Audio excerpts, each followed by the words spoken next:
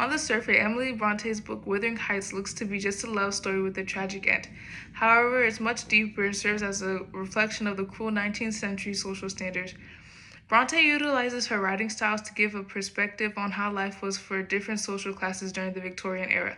Additionally, her symbols and past assist in her ability to reflect the overall message this book sends. Through Emily Bronte's symbols, writing styles, and characterization, she conveys flawed characters and prejudice to reflect and critique the 18th century social class.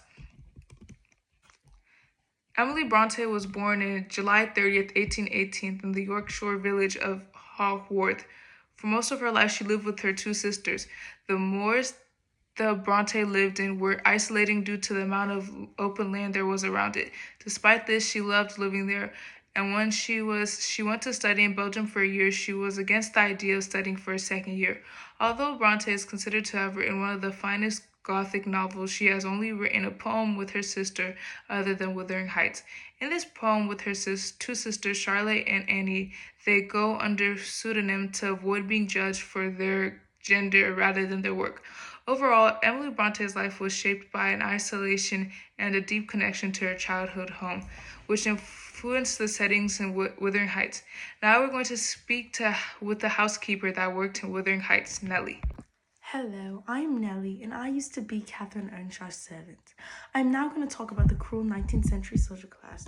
To do this, we can first look at Heathcliff.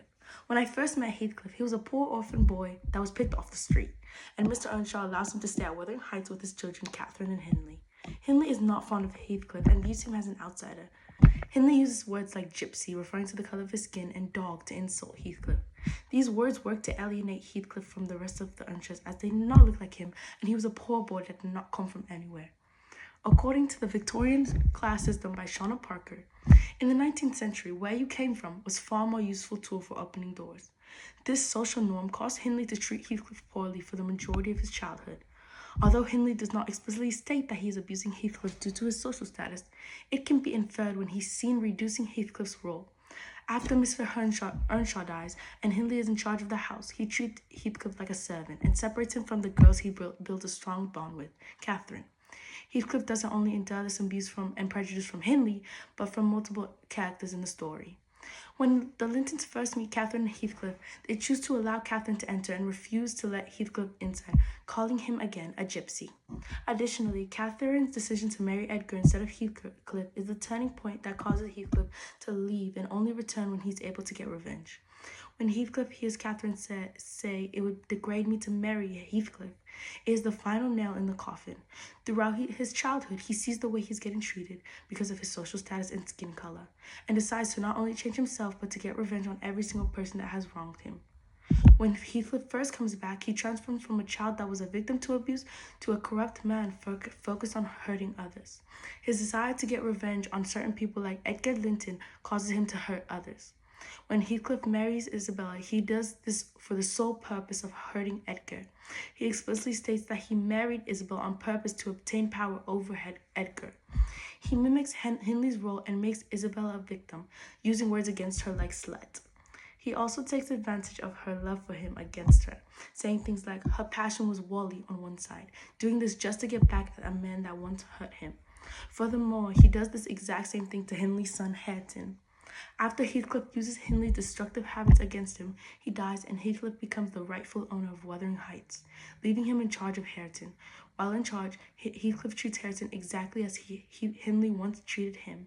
When young Kathy comes to Wuthering Heights, she sees him being treated as a servant and is even in disbelief that he is her cousin. When I visit, I see that Hareton was never taught to read or write.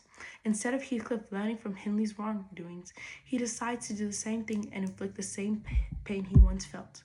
According to the slideshow, in the Victorian era, as I stated previously, the class you were born in determines how you were treated, which gives understanding as to why some characters were treated the way they were. This is a direct social class of the Victorian era. And a direct quote was, "Where you came from was a far more useful tool for opening doors," which is seen through Heathcliff. Furthermore, Bronte's characterization of Catherine Earnshaw also reflects the 19th century social norms and social class that corrupts people. When Catherine was young and lived with Heathcliff, she had a special connection with him and had no care for his social class or where he came from. I thought they were truly close and just forgot everything the moment they were together. During this time in the Victorian era, it was uncommon for people of lower classes to be interacting with individuals of classes if it wasn't to complete a job. Despite this, Catherine didn't care and formed a special bond with Heathcliff regardless. Even though Catherine fosters this strong bond with Heathcliff, when she starts getting closer to Edgar, this connection changes. Catherine begins to dismiss Heathcliff's troubles when Heathcliff complains about the amount of time Catherine's spending with Edgar. This is the first shift that can be seen in Catherine's character when it comes to Heathcliff. When Edgar has proposed to Catherine, she begins to ask me what the correct choice is and if she should accept him. This scene displays how Catherine has now changed into a person that worries about wealth and status. She also provides very superficial reasons as to why she loves Edgar, like how he is handsome or how he will be rich. When she talks about Heathcliff, she says things like how she is Heathcliff and how they are the same. The things she says about Edgar pertain to him being wealthy and raising her social status, while the things she says about Heathcliff are beyond this world. Catherine knows she is connected and has fostered a special bond with Heathcliff, but she also knows that social status is a big thing and they cannot be together in this world. According to this presentation, during the Victorian era, it was uncommon for individuals to marry someone based on the social class they're in. Bronte used this common trend to further critique the social class. Catherine's flawed characterization makes her selfish to disregard Heathcliff and their bond, but also a victim to the standards set by society. When looking at the symbols in Wuthering Heights, we can look at the moors that surround Wuthering Heights and Thrushcross Grange. They serve as a place full of freedom beyond societal pressures. According to Yorkshire by NASA, this location is described as a place where time seems to stand still. This location being between Wuthering Heights and Thrushcross Grange is no coincidence.